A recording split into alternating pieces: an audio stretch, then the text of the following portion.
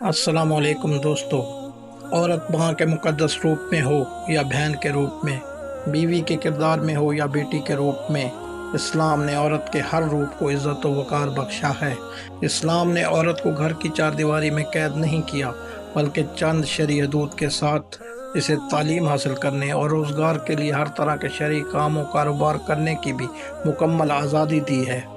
عورت کے لیے فقط باپ، بھائی، خاوند یا بیٹے کے رشتے کے علاوہ کسی اور مرد سے کسی بھی طرح کی قربت و نسبت انتہائی تباہ کن قرار دی گئی ہے، اور کسی بھی اور رشتہ کو نامحرمی کا رشتہ قرار دیا گیا ہے۔ عورت کے لیے معاشرے میں باوقار انداز سے زندگی گزارنے کے لیے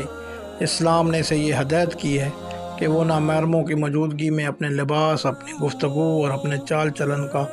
خاص خیال رکھے، تاکہ اس کی کسی بھی حرکت یا گفتگو سے کسی نامحرم کے دل میں اس کے لیے لغو خیالات پیدا نہ ہوں۔ غیر محرموں سے بلا روک ٹوک میل ملاقات اور ان کے سامنے زیب و زینت کی نمائش بالآخر عورت کی تباہی پر منتج ہوتی ہے، اور اسی سے عورت حیا و غیرت کی محفوظ پناہ گاہوں سے نکل کر فحاشی و بد کرداری کے جنگل میں گم ہو جاتی ہے، جہاں درندہ صفت غیر مردوں کی حیا باختہ نگاہیں اور ان کی جنسی ہوس کی بھوک عورت کو کھا جاتی ہے، اور عورت بد کرداری اور بے حیائی کی دلدل میں ہمیشہ کے لیے پھنس کر رہ جاتی ہے۔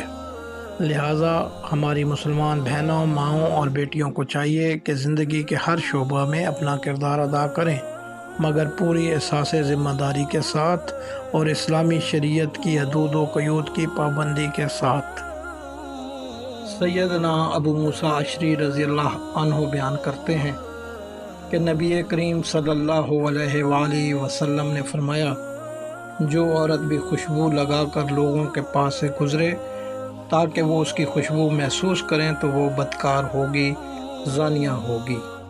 نیز نبی اکرم صلی اللہ علیہ وآلہ وسلم نے یہ بھی فرمایا، زناکار ہیں وہ عورتیں جو گواہوں کے بغیر خود نکاح کر لیتی ہیں۔